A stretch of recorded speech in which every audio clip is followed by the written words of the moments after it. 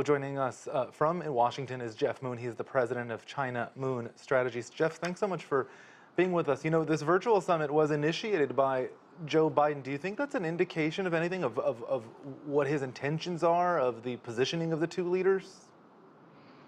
I think it is. I think both sides realized that it had been too long since they'd had a chance to talk. Generally speaking, any contact between U.S. and Chinese leaders, is a potential positive for the relationship because it can promote understanding and prevent misunderstanding. But it was particularly important at this point because it stopped the slide in the relationship. Things are starting to get dangerous, particularly in the South China Seas near Taiwan. So it was important to have that top-level contact. The two leaders covered the full range of issues. They framed their expectations. They outlined their established positions, including with respect to Taiwan. And that reduces the possibility of conflict, particularly due to mistakes. Having said that, it's my feeling that this is probably the least ambitious summit in the history of U.S.-China relations.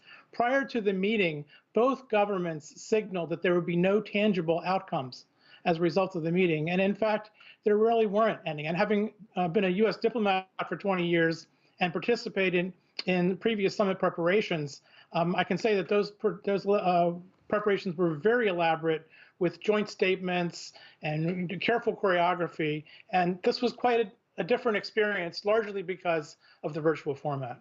Yeah, you know, I mean, that's the saying, you know, don't set high expectations and you'll guarantee that you won't be disappointed, I guess. Lots of issues discussed, some issues not perhaps intentionally avoided, perhaps just simply not enough time, even though they went into overtime. Are you surprised by what was and wasn't on the table? No, I thought that they would cover most of the issues in a cursory kind of way, but they didn't go deeply into any particular issues.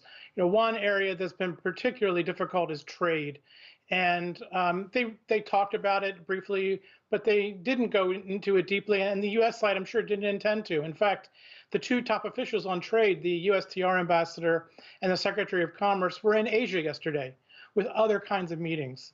But the important thing that came out of this was that the two leaders gave permission for their bureaucracies to resume a business-like communication and to explore possibilities for cooperation. That's particularly important on the Chinese side, where Xi Jinping's signal is extremely important to set the tone of how the Chinese government will react under any circumstances.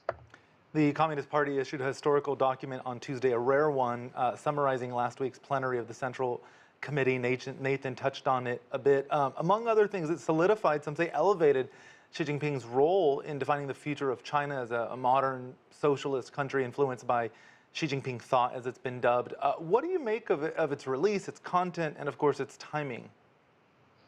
Well, this is gets to the cultural differences between the United States and China.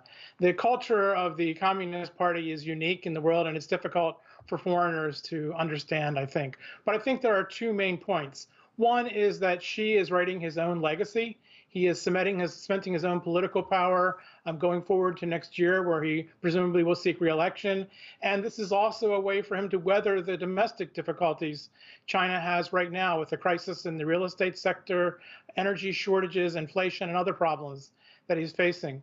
The other point that this gets to is just general pride in Chinese society and China's rise, which is well justified, particularly in the last few decades, but through the 100 years of the Communist Party, I think that there's a lot of pride in that history and the changes that have happened recently, and all of that is well justified.